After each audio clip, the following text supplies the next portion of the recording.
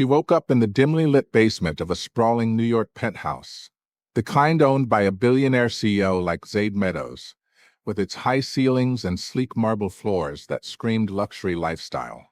Around her neck was a new collar embedded with GPS, designed to send a jolt of electricity if she tried to escape, a possessive husband's twisted way of ensuring his little wife stayed put. This obsessive alpha male had fallen for her at first sight in a dimly lit bar, but Adeline Riley, or Addie as she preferred, had no interest in men like him. Dark romance wasn't her thing.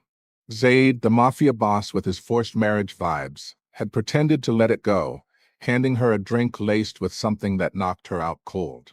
When she opened her eyes, it was the next afternoon, her wrists and ankles chained to the floor beneath the plush king-sized bed, the chains rattling like a grim reminder of her enemies to lover's predicament. Her face twisted into a mix of shock and fury, the kind that mirrored those viral emoji expressions. This setup wasn't thrown together overnight. Zade had planned it all along, his true intentions surfacing in this age gap dynamic where he towered over her with his grumpy sunshine facade. After a moment to steady herself, Addie sat up, the chains clinking loudly, her waist and hips aching from the night before, her body still adjusting to the punishment he'd inflicted. Zade burst through the door, his eyes fixed on her as if he'd been watching via the hidden cameras in his penthouse suite. He asked if she was hungry, mentioning lunch was almost ready, and offered honey water to soothe her, acting like nothing had happened. In a surge of anger, Addie knocked the glass from his hand, shattering it on the floor, her strength draining away as she glared at him from the bed. Zade didn't flinch. He squatted down, picking up every shard and tossing them away, his voice calm as he declared his desire for her to love him. Pointing at the chains on her ankles, she spat back that it was impossible, but he brushed it off, smoothing her hair and insisting she'd stay by his side, his touch her and die instinct kicking in. He rubbed his cheek against hers, apologizing with feigned guilt for not controlling himself the night before, for the air he might have planted in her during their heated encounter. The situation spiraled beyond her control. She accused him of faking concern, but Zade agreed, admitting his facade while pinching her chin to force a kiss, his dominant nature overwhelming her submissive protests. Her weak resistance felt like nothing to him, and only when she bit his finger hard enough to draw blood did he pull back, the metallic taste flooding her mouth in a nauseating wave. He forced her jaw open, bandaged his wound casually, and wiped the blood from her chin, cooing about keeping her clean. Closing her eyes, Addie ignored him, needing time to process this revenge-fueled jealousy that had led to her captivity. Zade left to fetch lunch, and as soon as the door clicked shut, she dragged her weary body off the bed, the chains long enough for movement within the opulent room. Pushing open the window, she gazed out at the villa he'd brought her to after a previous kidnapping attempt, a lavish Italian-style estate on the outskirts of the city, with manicured lawns below the 8th-floor window. Jumping would mean death or severe injury, so she abandoned that, noting the high walls, guards at the gate, and the immovable chains anchored to the floor. She's mine. Every breath she takes belongs to me. Downstairs in the gourmet kitchen, Zade lifted the lid on a simmering pot, steam bursting out as he prodded the tender beef he'd stewed since morning, ensuring it was perfect for his pregnant little wife, or so he hoped in his obsessive fantasies. He plated rice, beef, and vegetables on a tray, carrying it up. Addie had circled the room, pocketing a razor blade from the bathroom and hiding it under her pillow just before he returned. She refused to look at him as he set up a small table on the bed, praising his cooking and urging her to eat, reminding her she'd once mentioned wanting to try his meals. When she ignored him, his patience thinned, warning her of other ways to feed her, his marriage of convenience turning darker.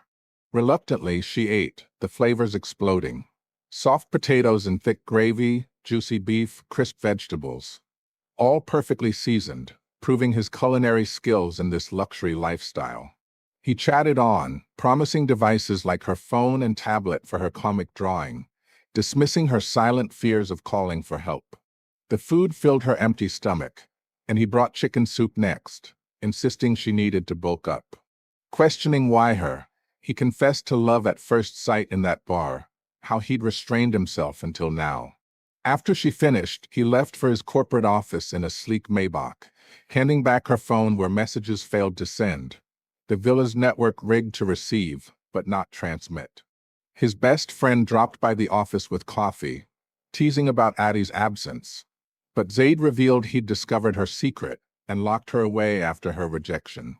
The friend was shocked, warning of consequences, but Zade shrugged, monitoring her on a hidden screen as she tried contacting the outside world before giving up to draw.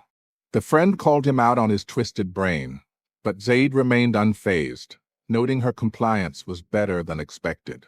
Back at the villa, Addie's mind raced, her sketches faltering until she buried herself under the covers, using the hidden blade to saw at the chains in the dark, only scratching them minimally before the blade dulled.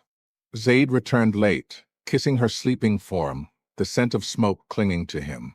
He showered quickly, slipping into bed in shorts, pulling her close despite her stiffness, his knee between hers, bodies fitting perfectly in his dominant hold. She tensed as he grabbed her hand, reaching for the pillow, but he just wanted to cuddle, falling asleep while she lay rigid. "You're mine to ruin, baby girl. No one else touches what's mine." Come morning, Zade woke at 6:30, presenting 2 ties for her to choose and tie, a ritual he cherished from childhood memories. She selected a silver-striped one, nodding it as he loomed over her, teasing if she'd strangle him with it. He pinned her for a deep kiss until his phone rang, then left with a forehead peck, urging her to wait at home. Staring at the window, she noted the blade untouched, hiding it behind a wall painting, unaware of the camera's red light blinking overhead. The chains were light, lined with velvet to prevent chafing, thoughtful in his possessive way, but still a cage. A maid brought breakfast silently, an array of her favorites on a tray. Addie ate heartily for strength, accidentally shattering a bowl to pocket a shard, hiding it under the covers as the maid cleaned. Zade watched from work, amused by her squirrel-like hoarding, his friend rolling eyes at his smitten state. By afternoon, Zade wrapped up, grabbing a cake on the way home in his private jet from a quick business trip. Wait, no, he drove, but the luxury was ever present with Cartier watches and Van Cleef jewelry he planned to gift her. Hearing his car, Addie gripped the shard, but he entered praising her obedience, checking for injuries from the broken bull. He inspected her wrists meticulously, then tempted her with the cake, its creamy scent filling the air. When she hesitated, he offered to carry her, but she approached slowly, shard in hand, aiming for his neck.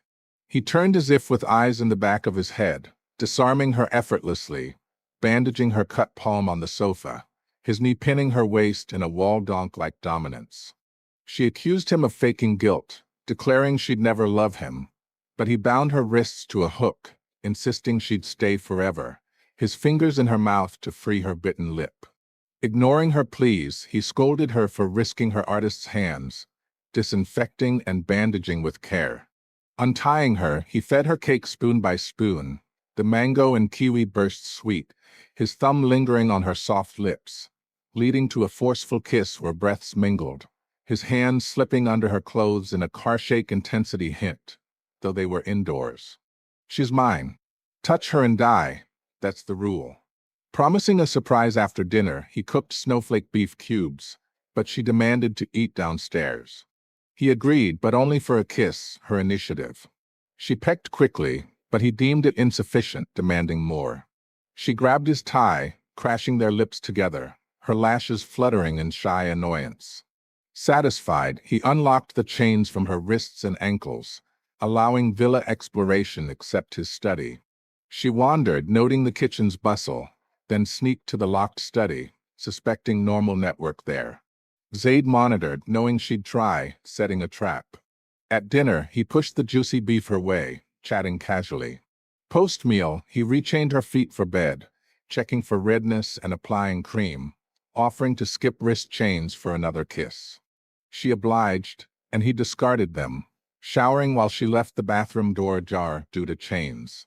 He checked her tablet for deleted messages, then cuddled her, promising a landline for calls to him only. That night, his restless hugging woke her multiple times, hands wandering until she kicked him. He grumbled half asleep, then rose for an early meeting, kissing her before leaving. She threw his pillow as a footrest in annoyance, sleeping in. Breakfast arrived via a new servant. Now plastic were to prevent shards. At 10, workers installed the phone. She hung up on his test call. Days blurred chains off during evenings, on at night. One night, watching a game on the penthouse's massive screen, she rubbed a bruise from chains under his leg. He removed them permanently, joking about her temper, applying cream tenderly. He controlled her comic updates, ensuring rest, whispering love as a bird fled the window. Next morning, no chains, he texted reminding her not to run.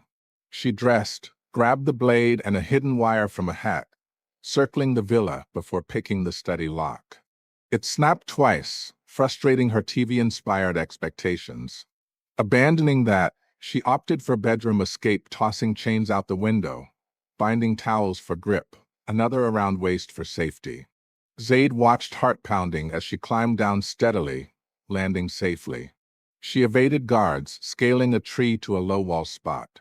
But Zade appeared below, catching her as she jumped into his arms, carrying her back like a possessive husband reclaiming his prize. Inside, he retrieved the chains, but she held the blade to her throat, drawing blood. He disarmed her coldly, rechaining her, kissing her lips before treating the wound, pinching old scars. In anger, he choked her briefly, kissing down her body in punishment, questioning her trap jumping. She slapped him mid-struggle. He accepted, continuing the intense session, hinting at red ropes and belts, her tears flowing in high abuse. Exhausted, she passed out. He cleaned her, worked late, fixing the lock she broke. Waking noon, chained again, devices gone except phone. He returned, checking wounds despite her avoidance, admitting he'd guessed her plan. Apologizing for losing control, he offered his neck to choke back. She did, releasing before harm. "She's mine, good girl. Pregnant or not, you're carrying my heir."